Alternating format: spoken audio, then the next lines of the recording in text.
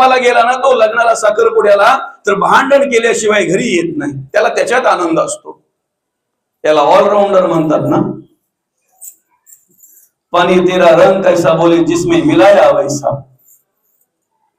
कशातही मिळवा त्याला. अमृतात मिळवला अमृतासारखा होतो, दुधात मिळवलं दुधासारखा होतो. पण तोच जर संध्याकाळच्या वेळेला एखाद्या बाटलीमध्ये मिक्स केला तर, एखाद्या पॅक मध्ये टाकलं तर, एखाद्या ग्लास मध्ये टाकलं तर, अशी काही माणसं आम्हाला आमच्या समाजामध्ये आमच्या आजूबाजूला पाहायला मिळतात. तर माणूस एकाच प्रकारे किंवा एकाच विचाराचा नाही आहे. सकाळी वेगळा असतो, दुपारी वेगळा असतो, संध्याकाळी वेगळा असतो. मग किती जणांचा संघ आहे बरं?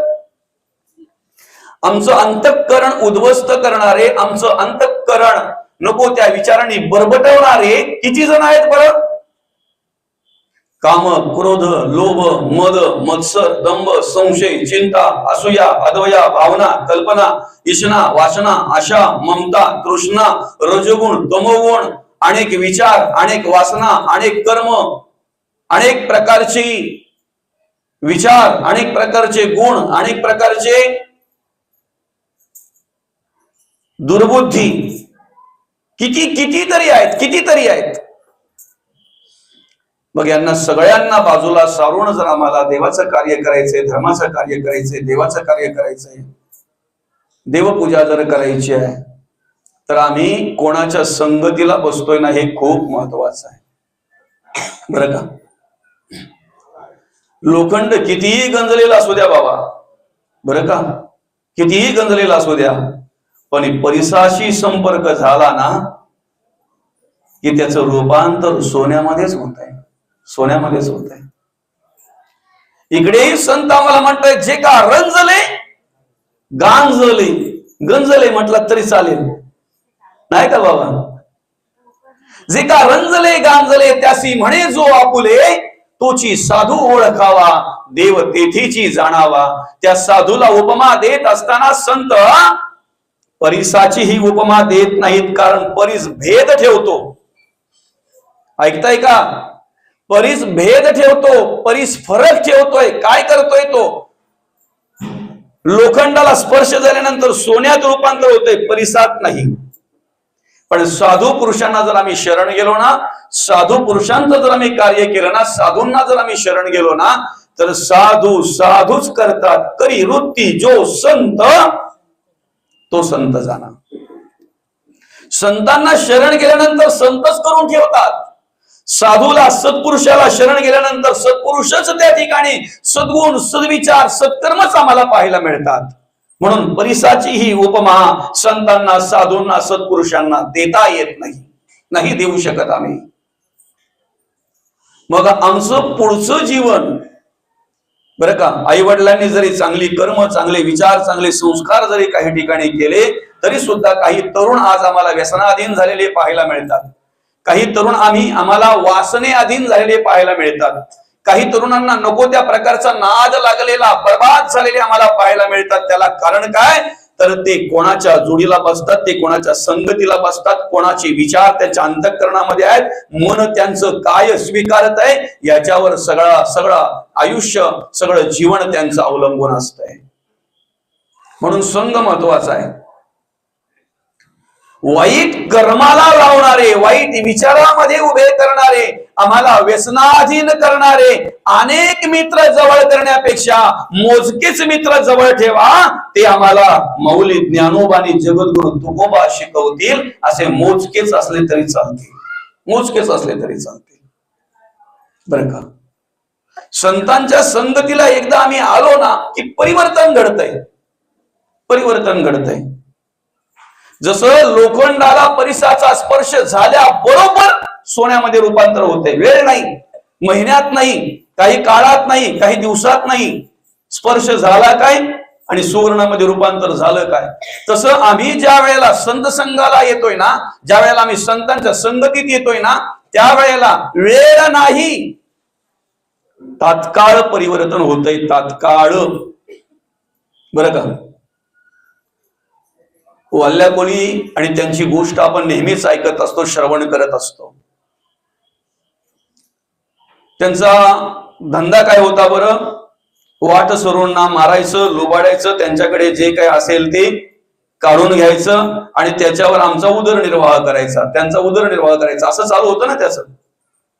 बरं का, ऐकताय ना तुम्ही सगळे? वाल्ल्या कोळीचा उद्योग काय होता बरं? वाट सरूंना लुबाडायचं, त्यांच्याकडे जे काही द्रव्य असेल ते काढून घ्यायचं आणि त्याच्यावर उदरनिर्वाह करायचा. जर वाल्ल्या कोली बाजूला ठेवा आणि तिथे आपण उभं राहा बरं. आमचे धंदे काय आहेत? फक्त तो प्रत्यक्ष लुबाडायचा आणि हिशोब ठेवायचा. आम्ही अप्रत्यक्ष लुबाडतोय आणि हिशोबही ठेवत नाही. हे त्याच्यात आणि आमच्यात फरक आहे. आम्ही सहज डोळ्यातून पापकर्म घडतायत आम्हाला कळत नाही. सहज ऐकण्यामध्ये कानातून पापकर्म घडतायत आम्हाला कळत नाही. सहज आमच्या मुखातून बोलण्यातून पापकर्म घडतायत आम्हाला कळत नाही. काय गंध घेतोय आम्ही? अरे त्याच्यात आणि आमच्यात फरक एकच आहे. त्याने 7 रांजण भरले होते, आमचे ओसंडून चाललेत 7ही. 2 डोळे, 2 कान, 2 नाकपुडे आणि 1 तोंड ओसंडून चाललेत, ओसंडून चाललेत. तो प्रत्यक्ष मारायचा, लुबाडायचा, जे काही द्रव्य असेल ते काढून घ्यायचा. आम्ही काय करतोय? आजही कित्येक अशी माणसं आम्हाला मार्केटमध्ये, बाजारामध्ये पाहायला मिळतात. कपड्याच्या दुकानाच्या पुढे असलेल्या प्लॅस्टिकच्या बाहुलीचं निरीक्षण करतात. पाप आहे का पुण्य आहे बरं? मला माहिती नाही जे प्लास्टिकच्या बाहुलीकडे पाहून निरीक्षण करतात तिथे पाप की पुण्य. पण मला एवढं कळतं की प्लास्टिकच्या बाहुलीचं जर 15 मिनिटं निरीक्षण करीत बसलाय तर याच्या पुढे प्रत्यक्षात डोळ्यातून आमच्या पापकर्म घडतात कळत नाही, आमच्या कानातून पापकर्म घडतात कळत नाही. आज कितीतरी अधिकारी आम्हाला असे पाहायला मिळतात, टेबलावरून सरकारकडून किंवा ज्या कंपनीमध्ये काम करतात ना तिथून लाख रुपये पगार घेतात ते. अरे घेतले पाहिजेत का नाही घ्यावं? त्यांचं ज्ञान आहे, त्यांचं शिक्षण आहे, त्यांची मेहनत आहे, त्यांचे प्रयत्न आहेत, त्यांचे कष्ट आहेत, त्यांची साधना आहे, त्यांची तपश्चर्या आहे. ती घेतलं पाहिजे ना. लाख काय 2 लाख घ्यावेत पगार टेबलावरून. पण टेबलावरून घेणाऱ्या लाखभर रुपयांच्या त्यांना जेवढं समाधान वाटत नाही ना तेवढं टेबला खालून घेणाऱ्या 500 रुपयामध्ये त्यांना समाधान वाटतंय, आनंद वाटतंय. याला अधर्म म्हणतात, याला अनिती म्हणतात, याला म्हणतात वाल्ल्या कोली परवडला. कारण तो प्रत्यक्ष सांगून तरी मारायचा, लुबाडायचा प्रत्यक्ष. काय समजतंय? पण एखाद्या ठिकाणी आमच्या शेतकऱ्याला एखाद्या कार्यालयामध्ये 500 रुपये द्यावेत, 500 रुपये त्याने लाच द्यावी म्हणून जर 10 फेऱ्या मारायला लावत असेल आणि जेव्हा 500 दिले की 1 फेरीत काम होत असेल, हे पापच आहे ना, पापच आहे ना. आम्हाला देवाच्या कृपेने जे प्राप्त झालंय त्याच्यात आम्ही समाधान मानत नसू. दुसऱ्याच्या धनीची जर ओरबडून घेण्याची जर इच्छा आमच्या मनामध्ये, अंतःकरणामध्ये असेल तर त्यालाही पापच म्हणतात ना, त्यालाही पापच म्हणतात ना. कधीतरी त्या वाल्ल्या कोलीचा विचार करता करता आपण स्वतःकडे बघा. हे का दाखवायला लागतं माहितीये का? या पुराणातल्या गोष्टी आहेत, या कथा आहेत. वाद काय चालू आहे? प्रत्यक्ष घडले की नाही घडले? अरे एवढं पाहण्यापेक्षा त्या कथा ऐका, कथा वाचा आणि त्याच्यापैकी आपल्याकडे काही आहे का बघा. वाईट असेल तर त्याग करा, चांगलं असेल तर स्वीकारा. याच्यासाठी कथा आहेत त्या. वाईट असेल तर त्याग घडला पाहिजे आमच्याकडून, ते टाकता आलं पाहिजे. आणि चांगलं असेल तर आम्हाला स्वीकारता आलं पाहिजे, चांगलं असेल तर आम्हाला स्वीकारता आलं पाहिजे. आता कितीतरी भेटले ना वाल्ल्या कोलीला. आतापर्यंत कमी भेटले का? 7 रांजण भरले होते म्हणजे काय कमी असतील का? नाही का? एक मारला का 1 खडा टाकायचा, दगड नाही. दगड आणि खडा त्याच्यामध्ये फरक आहे बरं का. चालता चालता पायाला रंग असतो त्याला खडा म्हणतात, आणि जाता जाता कुठून तरी एखादा येऊन टपकन डोक्याला लागतो त्याला काय म्हणतात? दगड म्हणतात. ठेच लागून पडतो त्याला दगड म्हणतात. पायाला रंग असतो त्याला खडा म्हणतात. आता खडा आणि दगड याचा फरक कळला असेल तुम्हाला. दगड नव्हते टाकले त्याने, खडे छोटे छोटे. आतापर्यंत 7 रांजण भरले म्हणजे कितीतरी माणसं त्याला भेटली ना, कितीतरी माणसं भेटली. पण प्रत्येक जण आपला द्रव्य वाचवण्यासाठी प्रयत्न करत होते, आपला जीव वाचवण्यासाठी प्रयत्न करत होते. आता त्या प्रत्येक जणाच्या ठिकाणी आपण उभे राहा बरं. आपला प्रामाणिकपणे प्रयत्न काय चालू आहे? आपलं आहे ते वाचवलं पाहिजे, त्याच्यात अजून जोडलं पाहिजे. जीव वाचवण्यासाठीच प्रत्येक जण प्रयत्न करतोय की नाही? प्रत्येक जण प्रयत्न कशासाठी करतोय? आता जावं तर प्रत्येकाला लागणारच आहे, फक्त ते जाणं कसं असावं हे महत्वाचं आहे. जाणं कसं असावं हे महत्वाचं आहे.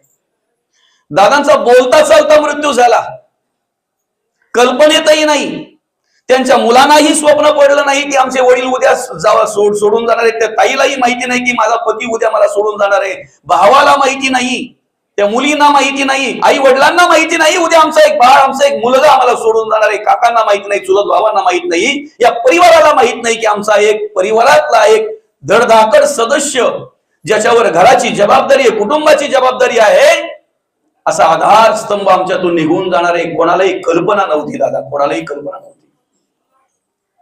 मृत्यू प्रत्येकाला आहे, जाणं प्रत्येकाला आहे, जावंच लागणार आहे. तुम्ही पर्याय शोधू नका, तुम्ही कारण शोधू नका. तिथे काही चालत नाही, कारण चालत नाही, पर्याय चालत नाही, माणसं चालत नाही, बदली माणसं तिथे. ज्याला आलं त्याला जावंच लागतंय.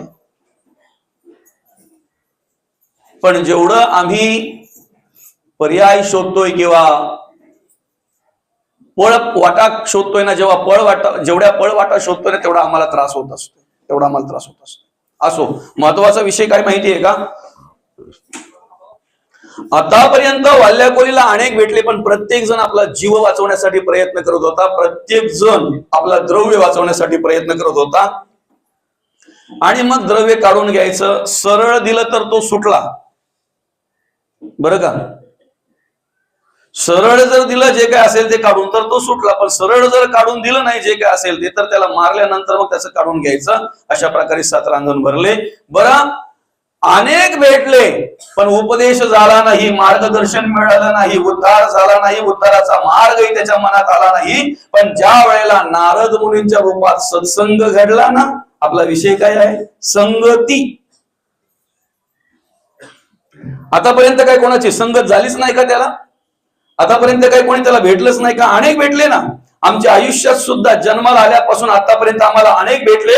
पण जेव्हा तुकोबांच्या गाथेची संगत झाली ना, जेव्हा माऊलींच्या ज्ञानेश्वरीची, भावार्थ दीपिका, अमृतानुभव, हरिपाठाची, भागवताची ज्या वेळेला संगत झाली आणि त्याच्यामुळे ज्या वेळेला संतांचा संग आम्हाला झाला ना, खऱ्या अर्थानं, तेव्हापासून आमच्या जीवनाला अर्थ प्राप्त झाला.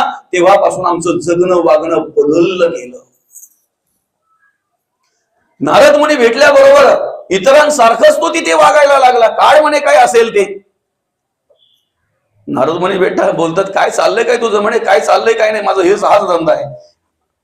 येणाऱ्याला वाटसरूला रोबाडायचं, त्याच्याजवळ जे काय असेल ते.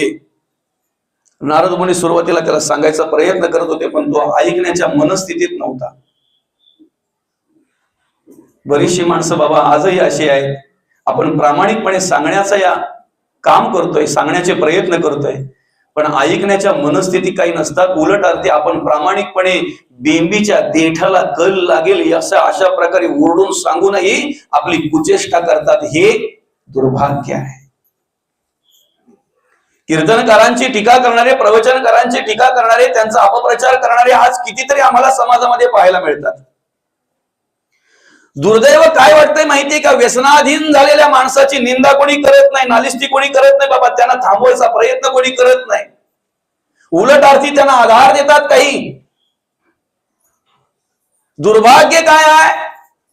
धर्मकार्य करणाऱ्या माणसाला विरोध करतात, धर्मकार्य करणाऱ्या माणसाचा अपप्रचार करतात, धर्मकार्य करणाऱ्या माणसाला त्याच्या तंगड्या खेचायचं काम करतात, त्याला हाणून पाडण्याचं काम करतात. असे कितीतरी समाजामध्ये आजूबाजूला माणसं आम्हाला पाहायला मिळतात. कितीतरी माणसं पाहायला मिळतात. जो प्रामाणिकपणे धर्मकार्य करतोय ना, जो प्रामाणिकपणे समाजसेवा करतोय ना, जो प्रामाणिकपणे समाजामध्ये प्रबोधन करण्याचं काम करतोय ना, त्याला सहकार्य केलं पाहिजे आपण. अजून बळ येईल ना त्याला, अजून सामर्थ्य मिळेल की नाही, अजून स्फूर्ती मिळेल की नाही. त्याचा जर आपण अपप्रचार केला, नको त्या पद्धतीने जर त्याचा आपण समाजामध्ये अपप्रचार केला, त्याचा जर तंगड्या खेचायचं काम केलं, तर त्याला ते बळ राहील का, स्फूर्ती मिळेल का? आणि हे आजचं कालचं नाही, त्यावेळी सुद्धा तुकोबांनी बिंबीच्या देठाला कळ लागेपर्यंत लोकांना शिकवलं. माऊली ज्ञानोबांनी सुद्धा, माऊलींनी सुद्धा पुरेपूर प्रयत्न केला त्या ठिकाणी परिवर्तन घडावं म्हणून. नाथ महाराजांनी सुद्धा पुरेपूर प्रयत्न केला. जसं वाल्याकोलीला सुरुवातीला नारद मुनी सांगतायत पण ऐकण्याच्या मनस्थितीमध्ये नाहीये, तशी काही माणसं आम्हाला आजही समाजामध्ये पाहायला मिळतात की मनापासून अंतःकरणापासून आम्ही समजवत असतो, सांगत असतो, पण ऐकण्याच्या मनस्थितीमध्ये नसतात. कारण त्यांचे विचार ते सोडायला मागत नाहीत, त्यांची बुद्धी, त्यांची कर्म ते सोडायला मागत नाहीत, बरं का? आणि मग म्हणून नारद मुनीने सांगितलं, दादा तुला देतोय ना माझ्याकडे काय आहे ते. आता माझ्याकडे काय आहे दादा? हा विणा आहे, घे. काढला विणा, त्याच्या गळ्यात टाकणार, तेवढ्यात हातभर लांब पळाला, काय करू हे घेऊन? बरं का? काय करू ही घेऊन नाही दादा, ज्याने ज्याने गळ्यात घेतलं ना त्याचा उद्धार झाला. बाबा खरं की गोड आहे? ज्याने ज्याने विना गळ्यात घेतला त्याचा उद्धार झाला. त्याला नमस्कार केला ना, जो तिथे नतमस्तक झाला ना त्याचा उद्धार झाला. नाही घेतला त्याने, दुसरं काही असेल ते दे. मग तेव्हा नारद मुनी म्हणतायत, नारायण, काय साधन संपत्ती त्यांच्याकडे, काय ऐश्वर्य, कुठली श्रीमंती आहे? नारायण नारायण. म्हणजे हे पण काही माझ्या कामाचं नाहीये. अरे दादा हे पण घे, उद्धार होईल, उद्धार होईल ना. आयुष्यात कधी भगवंताचं नामस्मरण केलं नव्हतं, बरं का? देव कार्य कधी आयुष्यात केलं नव्हतं. आणि जशी वाल्याकोलीची आपण गोष्ट ऐकतो ना, सेम तशीच अवस्था अजामेळाची. अजामेळाचं कार्य सुद्धा तसंच होतं, बरं का? वाट सोडून लुबाडायचं, त्याच्यावर उदरनिर्वाह करायचा. एकदा फक्त त्याच्या घरी संत आले, साधू पुरुष आले, तो नसताना बाईने त्यांची व्यवस्था केली घरातल्या. म्हणजे काही महिला सुद्धा अशा असतात ना, पतिव्रता असतात, भुकेल्याची भूक जाणतात, तहानल्याची तहान जाणतात. पाहुणा घरी आला तर देव आल्याचं भाग्य त्यांना वाटतंय, देव आल्याचं, संत आल्याचं भाग्य त्यांना वाटतंय, बरं का? आणि ज्या वेळेला त्यांच्या गावामध्ये ते साधू पुरुष आले, त्यावेळेला गावकऱ्यांनी सांगितलं, ग्रामस्थांनी सांगितलं, त्याच्या घरी जा, तुमची व्यवस्था होईल. आणि तो घरी नसताना त्याच्या महिलेने त्यांना काही शिदा वगैरे देऊन त्यांच्या अंगण्यामध्ये जागा दिली आणि सांगितलं, इथे तुम्ही शिजवा, इथे तुम्ही राहा, तुम्हाला जोपर्यंत राहायचंय तेव्हा राहा आणि मग जायचं तेव्हा जा. पण यांचं सगळं चालू असतानाच जेवण खावं, त्याच वेळेला नेमका अजामेळाचं आगमन झालं आणि त्यांनी बघितलं, मला न विचारता एवढी गर्दी कशी काय इथे. मध्ये बरीचशी कथा आहे, पण ती जागा सोडता सोडता त्या साधूंनी सांगितलं अजामेळाला, दादा काही गरोदर आहेत, तुझी बाई गरोदर आहे, उद्या जर समजा तिला मुलगा झाला, जाता जाता एवढं ऐक रे दादा, उद्या जर समजा तिला मुलगा झाला तर आमचं फक्त एवढंच ऐक, त्या मुलाचं नाव नारायण ठेव. काय सांगितलं? त्या मुलाचं नाव नारायण ठेव. आयुष्यात कधीही कोणाचं ऐकलं नव्हतं, पण संतांचं ऐकण्याची सद्बुद्धी झाली त्याला, आणि त्याने त्याच्या मुलाचं नाव नारायण ठेवलं. देवाचं कधी नामस्मरण केलं नाही, देवपूजा कधी केली नाही. प्रवचन चालू असताना प्रवचनकारांची निंदा केली, स्तुती केली, कीर्तनकारांची निंदा केली, ऐकणाऱ्यांना दोष दिले. ऐकताय का? पण जाता जाता या सगळ्या गोष्टींच्या जेव्हा असह्य वेदना व्हायला लागल्या बाबा, ज्या वेळेला शेवटच्या वेळेला मरणदायी यातना व्हायला लागल्या ना, मरणदायी वेदना ज्या वेळेला शरीराला व्हायला लागल्या ना, तेव्हा मुलाला हाक मारली, अरे नारायणा धाव. त्या नारायणाला धावावं लागलं आणि त्या नारायणाने अजामेळ पापी वदे पुत्र कामे तया मुक्ती नारायणाचे नामे. त्या नारायणाने त्याचा उद्धार केला, त्या नारायणाने त्याचा उद्धार केला. आणि म्हणून मग आता इथे नारद मुनी वाल्याकोलीला म्हणतायत, दादा विणा तर घेत नाही तू, तुला माझ्याकडून अजून काही जर पाहिजे तर नारायण नारायण हे नामस्मरण कर दादा, नामस्मरण कर. म्हणजे तेही माझ्या काही उपयोगाचं नाही, काही द्रव्य असेल तर द्या. तेव्हा मग नारद मुनींनी विचारलं, हे सगळं काही करतोय बरोबर आहे, पण कोणासाठी करतोय? कोणासाठी करतोय? जसं नारद मुनींनी त्याला विचारलं तसं आपल्याला जर मी विचारलं तर, सकाळपासून संध्याकाळपर्यंत धावपळ करताय, जीवाचा आटापिटा करताय, नाही का माय माऊली? किती किती काय काय काय काय करताय, कोणासाठी करताय बरं? आपलं उत्तर एकच असेल, मी माझ्या मुलाबाळांसाठी करतोय. काय उत्तर असेल? अरे जो बाप फणफणलेला आहे, तापाने आजारी आहे, पण आजारी असताना सुद्धा 1.5 भाकरीची शिदोरी घेऊन त्याला कामावर जावं लागतंय, वेळेवर उपस्थित व्हावं लागतंय, त्या ठिकाणी वेळेवर त्या ठिकाणी हजर व्हावं लागतंय. का तर त्याला माहितीये जर जास्त दांड्या मारीन तर उद्या कामावरून काढलं जाईल. कोणासाठी करतोय? मुलाबाळांसाठीच करतोय ना, मुलाबाळांसाठीच करतोय की नाही? पण मुलाबाळांसाठी करत असताना माणसाने एक स्मरणात ठेवलं पाहिजे, हरामाचे पैसे, 2 नंबरचे पैसे, अधर्माने अनितीने जर पैसा तुम्ही घरात आणत असाल तर ती संपत्ती तुम्हाला कधी सुख देणार नाही, आणि त्या संपत्तीवर पोचलेली संतती सुद्धा तुम्हाला कधी सुख देणार नाही, कधीच नाही. हा आजचा काळचा निवाडा नाही, हा 4ही युगाचा विचार आहे. 4ही युगाचा जर मी विचार केला ना, जे जे अधर्माने वागले, जे जे अनितीने वागले, कधीही समाधान सुख त्यांच्या आयुष्यात प्राप्त झालं नाही, कधीही नाही. आणि म्हणून मग त्याला विचारलं, हे सगळं काय करतोय कोणासाठी? लोकांची पाकिटमार करून, लोकांना लुबाडून, गरिबाचं शोषण करून, मुलांना बदाम खायला देण्यापेक्षा घाम गाळून, कष्ट करून, मेहनत करून शेंगदाणेच खायला घातलेले बरे, कारण ते हितकारक असतात. बरोबर ना बाबा? ते लाभदायक असतात, ते समाधानकारक असतात, ते समाधान देणारे असतात. काय विचारलं त्याला, कोणासाठी करतोय? जे उत्तर आपल्या मुखातून येते ना, तेच उत्तर त्याच्या मुखातून आलं. मुलाबाळांसाठी करतोय, पोरांसाठी करतोय, बायको पोरांसाठी करतोय, घरादारासाठी करतोय. अरे जाऊन विचार, ज्यांच्यासाठी करतोय ते वाटेकडे आहेत का या बापाला? आतापर्यंत मी करतोय याला पाप म्हणतात हेच त्याला माहिती नव्हतं. काय आतापर्यंत तो जो करतोय ना त्याला पाप म्हणतात हेच त्याला कळत नव्हतं. ज्या वेळेला हा शब्द नारद मुनीच्या मुखातून निघाला ना, त्यावेळेला त्याची थोडीशी ट्यूब पेटली. अरे पाप म्हणतात का याला? आणि जरा कान उघडे ठेवून ऐका, पाप कोणाचा बाप नसतो.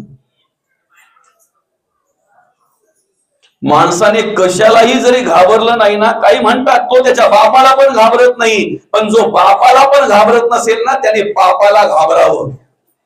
म्हणजे बापाला पण घाबरेल ना, कारण बापाला सुरुवात तिथूनच होते ना. बापाला पण घाबरत नाहीत काही लोक. पापाला घाबरलं पाहिजे. पाप म्हणतात हे त्याला कळल्याबरोबर त्याने काय केलं, थोडस जरा ट्यूब पेटली त्याची, थोडासा प्रकाश पडला त्याच्या बुद्धीमध्ये. आणि मग नारद मुनी म्हणतायत, जाऊन विचार ज्यांच्यासाठी हे सगळं काही तू करतोय ते वाटेकरी आहेत का? मी पळून जाणार असं तुला वाटतंय? बांधून ठेव, मला बंदिस्त करून ठेव, तू येईपर्यंत मी इथेच आहे, जाणार नाही. अरे तुझा उद्धार करण्यासाठी चालूय, पण सांगणार कसं? नाही का, तुझा उद्धार करण्यासाठी चालूय, हा योगायोग आहे, पण सांगणार कसं? विश्वास तर पाहिजे ना, विश्वास पाहिजे ना. जगाच्या कल्याण संतांच्या विभूती देह कष्ट किती परोपकारी. संतांचं येणंच त्यासाठी असतंय, तुमचा आमचा उद्धार करण्यासाठी, आम्हाला मार्गदर्शन करण्यासाठी. आणि जाऊन विचारलं त्याने, बाईने इंगळी चावल्याचं सोंग केलं आणि सांगितलं, मला जी इंगळी चावले त्याचा अर्ध्या वेदना तुम्ही घेणार का? तेव्हा त्याचं उत्तर आलं, इंगळी तुला चावले, त्या वेदना मी कशा घेणार? अधर्माने जर वागत असू, अनितीने जर वागत असू, डोळ्यामध्ये जर भ्रम निर्माण झाला असेल, तुका म्हणे इहलोकीचे व्यवहार नका डोळे धुरे भरून राहो. भ्रमाचा धूर जर तुमच्या डोळ्यामध्ये असेल, अंधश्रद्धेचा भ्रम धूर जर तुमच्या डोळ्यामध्ये असेल, अज्ञानाचा धूर जर तुमच्या डोळ्यामध्ये असेल, तर ऐका, तुमच्या डोक्यावर जर एखाद्या वेळेला ओझं असेल तर ते ओझं तुमचा मुलगा घेईल, मुलगी घेईल. ऐका, तुम्हाला जर जड झालं तर. पण तुम्ही जर पाप कर्म करत असाल ना, तर त्या पाप कर्माचा ओझा ना मुलगी ना मुलगा कोणीही घेऊ शकत नाही. म्हणून तर जगद्गुरु तुकोबा म्हणतात, नको नको मना गुंतू माया जाळी, काळ आला जवळ ग्रासावया, काळाची बुडी पडेल बा जेव्हा, सोडविना तेव्हा माय बाप. सोडविना बंधू पाठीची बहीण शेजेची कामीन दूर राहे, सोडविना राजा देशीचा चौधरी आणि कसोयरी. कोण सोडवणार आहे? जो सोडवणार आहे ना दादा, त्याचं नामस्मरण करा. या ठिकाणी आपल्या संसार प्रपंचाचं कार्य करत असताना ज्यांच्या उत्तरकार्यांच्या निमित्तानं आपण या ठिकाणी ही प्रवचन सेवा आयोजित केलेली आहे. या सुरोशी परिवाराचे दादा कैलासवासी उमेश चिंतामण सुरोशी दादांनी अतिशय चांगल्या प्रकारे आध्यात्मिक क्षेत्रामध्ये कार्य केलं, भगवंताचं नामस्मरण केलं, उपासना केली, देवपूजा केली, जे काही धर्माचं कार्य करता आलं ते केलं, समाजसेवा केली. जेवढं चांगलं जगता येईल तेवढं चांगले जगले, चांगले वागले. आणि त्याच पद्धतीने खऱ्या अर्थानं या सुरोशी परिवारामध्ये धर्म कार्य करणारी, देव कार्य करणारी, देश कार्य करणारी, समाजसेवा करणारी, सामाजिक कार्य, सामाजिक क्षेत्रामध्ये कार्य करणारी मंडळी आपल्याला या सुरोशी परिवारामध्ये पाहायला मिळते. हे त्यांच्या वरिष्ठांनी दिलेलं त्यांना खऱ्या अर्थानं मोठं श्रीमंती आहे विचारांची. मग आमचे देवीदास दादा असतील, भाऊ दादा, परवा झालेल्या राज्यस्तरीय हरिनाम सोहळ्यामध्ये अतिशय चांगल्या प्रकारे त्यांचं श्रेय होतं. अनेक अनेक अनेक महिन्यांपासून त्यांनी त्या ठिकाणी अगदी आमच्या सर्वांच्या बरोबर त्यांनी काम केलं. आधी करून या सुरोशी परिवारातील अनेक मंडळी जी अशी आहेत की त्यांचं समाजकार्य आपल्याला पाहायला मिळतंय, देव कार्य पाहायला मिळतंय, धर्म कार्य पाहायला मिळतंय. आपल्याला झालेलं मार्गदर्शन, आपल्याला सुचलेली सद्बुद्धी, त्या सद्बुद्धीप्रमाणे आध्यात्मिक क्षेत्रात कार्य करणारी मंडळी या सुरोशी परिवारामध्ये आपल्याला पाहायला मिळते. त्यांच्या आत्म्यास चिरशांती लाभेल, कारण त्यांनी अतिशय चांगल्या प्रकारे कार्य केलं. खरं तर त्यांचं आयुष्य किती असावं, आपलं आयुष्य किती असावं हे कोणाच्या हातात नाहीये. अतिशय अल्प कालामध्ये दादांनी निरोप घेतला या ठिकाणी, अतिशय अल्प कालामध्ये दादांचं देहावसन झालं. पण त्यांच्या मरणोत्तर असलेल्या प्रवासामध्ये त्यांनी केलेली चांगली कर्म, त्यांनी केलेला परमार्थ, भगवंताचं नामस्मरण, भगवंताचं नामचिंतन, हेच त्यांच्या अंतिम प्रवासामध्ये त्यांच्या बरोबर असणार आहे, त्यांच्या बरोबर असणार आहे. आणि म्हणून तुम्ही, आपण जे चांगलं वागतोय, चांगलं जगतोय, चांगली जी काही कर्म करतोय, जे धर्म आचरण करतोय, नीतीने वागतोय, जगतोय ना, तेच पुण्यकर्म आपल्या बरोबर येत असतंय. बाकी पापाला वाटेकरी कोणीही नाही, कोणीही नाही. डाव्या डोळ्याने जर पाप कर्म केली तर उजवा डोळा नाही पेडत. उजवा हात जर तुम्ही रस्त्यात चालता चालता पडलात आणि जर उजवा हात तुमचा मोडला तर प्लास्टर कुठल्या हाताला केलं जातंय? तुम्ही कितीही जरी डॉक्टरांना ओरडून सांगितलं, डॉक्टर साहेब उजव्याच हातात मला जेवायला लागतंय, उजव्याच हातात मी लिहितो, उजव्याच हातात मी काम करतोय, डॉक्टर साहेब जरा डाव्या हाताला प्लास्टर करा ना, तेव्हा डॉक्टर म्हणतात, दादा जो मोडलाय त्यालाच ना, डाव्याला कसं चालेल? बरं, प्लास्टर झाला उजव्या हाताचा आणि ते प्लास्टर झाल्यानंतर मग बांधतात ना गळ्यामध्ये. गळ्यात बांधाच्या आधी जेव्हा ती रस्सी काढली बांधणार, तेवढ्यात त्याचा मोठा भाऊ तिथे गेला आणि तो मोठा भाऊ बोलतोय डॉक्टरांना, डॉक्टर साहेब अहो माझा लहान भाऊ आहे, तो माझा खूप जीव आहे त्याच्यामध्ये, माझं खूप प्रेम आहे त्याच्यामध्ये, मी खूप आतापर्यंत त्याची काळजी घेतली. डॉक्टर साहेब एक काम करा ना, त्याचा हात त्याच्या गळ्यात नका बांधू, माझ्या गळ्यात बांधा, मला त्रास झाला तरी चालेल. तेव्हा डॉक्टर बोलतात, ज्याचा हात मोडतो ना, अहो नेहमीचीच म्हण आहे आपली ती, याच्यातून प्रवचनातूनच कशाला सांगायला पाहिजे, नेहमीचीच म्हण आहे ना, ज्याचा हात मोडतोय त्याच्याच गळ्यात बांधला जातोय. ऐका, हे ज्या वेळेला त्याला कळलं वाल्या कोळीला, त्या वेळेला त्याचे डोळे उघडले, त्याच्या बुद्धीमध्ये प्रकाश पडला. आता ज्या वेळेला तो आला ना, त्याला मधला काळ कमी पडला, मधला वेळ कमी पडला बाबा. नारद मुनींना भेटतोय कधी, जाऊन साष्टांग नमस्कार घालतोय कधी, आणि माझ्या उद्धाराचा मार्ग विचारतोय कधी.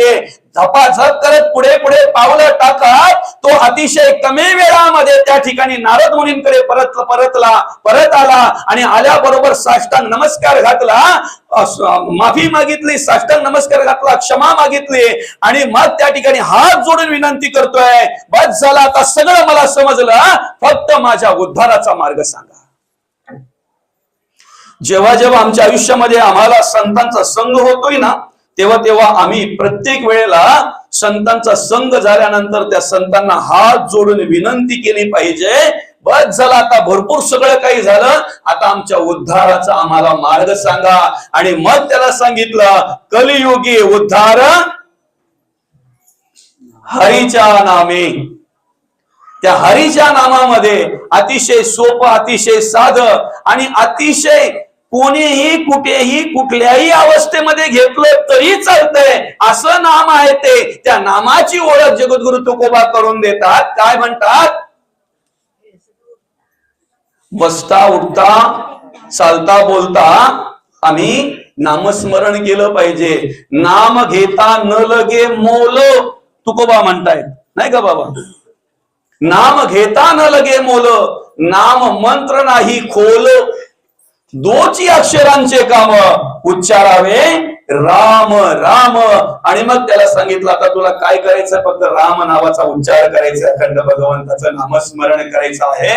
आणि अखंड भगवंताचं नामस्मरण जर तू केलं तर उद्धार झाल्याशिवाय राहणार नाही. तेव्हा त्याने विनंती केली, मला राम बोलता येत नाही पण मला पटकन बोलता येतंय. चालेल दादा, उपराटे नाम घेता वाचे, पर्वत फुटले पापाचे, ध्वज उभारिले पुण्याचे, ब्रह्मांडावर ते वाल्मिकी जेथे तप केले ते वन पुण्य पावन झाले असं म्हणतात. ऋषी होते थोडं थोडं बहुते केला कवित्व विचारा परी, वाल्मिका सारखा कवीश्वर न भूतो न भविष्यती, पूर्वी केली दुष्ट कर्मे परी पावन झाला राम नामे. नाम जपता दृढ नेमे, पुण्य सीमा सांडिली. आम्ही पापाची का पुण्याची सीमा सांडली बरं? आणि म्हणून आपला विषय काय होता बघा, भगवंताने निर्लेप निष्कलंक अगदी निर्दोष जन्माला घातलेला आहे. पहिलं त्या मुलावर संस्कार करण्याचं काम, त्याला मार्गदर्शन करण्याचं काम कोणाचं आहे? आई वडिलांचं आहे. आई वडील कधीच मुलांवर संस्कार करण्यामध्ये आणि मार्गदर्शन करण्यामध्ये कमी पडत नाहीत. प्रत्येक आई वडिलांना वाटतंय माझ्या मुलीने असं वागावं की चार चौघात असताना मला स्वाभिमानाने सांगता आलं पाहिजे ती मुलगी माझी आहे. प्रत्येक बापाला असं वाटतंय की माझ्या मुलाने असं वागावं, चार चौघात असताना स्वाभिमानाने सांगता आलं पाहिजे तो मुलगा माझा आहे. आणि तुम्हाला सगळ्यांना हात जोडून विनंती करतो, एवढीच जरी श्रीमंती आपण कमावली ना विचारांची, तरी सुद्धा आपल्या आई वडिलांसाठी आपण बरंच काही कमवलं असं म्हणायला हरकत नाहीये. पुढे आई वडील जर चांगल्या प्रकारे मार्गदर्शन करतायत, आई वडील जर शिकवण्यामध्ये मार्गदर्शन करण्यामध्ये जर कमी पडत नाहीत, मग तरीही आम्ही व्यसनाधीन का होतो, तरीही आम्ही वासनेअधीन का होतो, तरीही नको तो नाद आम्हाला का लागतो? त्याला कारण आम्हाला झालेले संग आणि संघावर आपण विचार करत होतो. तर ऐका, जसा संघ आम्हाला होतो त्या पद्धतीने आमचं जगणं वागणं असतंय. आतापर्यंत वाल्या कोळीला अनेक भेटले, पण संत संघ झाल्याबरोबर परिवर्तन घडायला किती वेळ लागला? काय विषय होता आपला? की लोखंडाला जर परिसाचा स्पर्श झाला तर किती दिवसाने सोनं होतंय, किती महिन्यांनी सोनं होतंय, किती वर्षांनी सोनं होतंय? वर्षांनी, महिन्यांनी, दिवसांनी, तासांनी नाही. ज्या वेळेला लोखंडाला स्पर्श होतो ना परिसाचा, तत्क्षणी सुवर्णामध्ये रूपांतर होत आहे. तसं एकदा आम्हाला सत्संग झाला, संतांचा संघ झाला आणि मनापासून अंतःकरणापासून जर आम्ही शरण गेलो ना, तर त्याच वेळेला आमच्यामध्ये परिवर्तन घडतंय. त्याच वेळेला अर्थात आमचा ज्या ठिकाणी जन्म झालेला आहे, ज्या घरामध्ये, ज्या समाजामध्ये, ज्या देवा देश आणि धर्मामध्ये आमचा जन्म झालेला आहे, त्या ठिकाणी आमच्या वाट्याला आलेली कर्म जर आमच्याकडून प्रामाणिकपणे घडत असतील ना, तर या तिसऱ्या अध्यायातील 80व्या ओळीमध्ये माऊली आम्हाला मार्गदर्शन करत असताना म्हणतात, देखे अनुक्रमा आधारे स्वधर्म जो आचरे तो मोक्ष देणे व्यापारी निश्चित पावे. अनुक्रमाने जी कर्म आमच्या वाट्याला येतात ती कर्म जर आम्ही प्रामाणिकपणे केलीत ना, तर मुक्ती त्याच्यातच आहे, मोक्ष त्याच्यातच आहे. आम्हाला मुक्त होण्यासाठी आणि मोक्ष होण्यासाठी वेगळे काही प्रयत्न करायची गरज नाही. पण आज नेमकं काय झालं?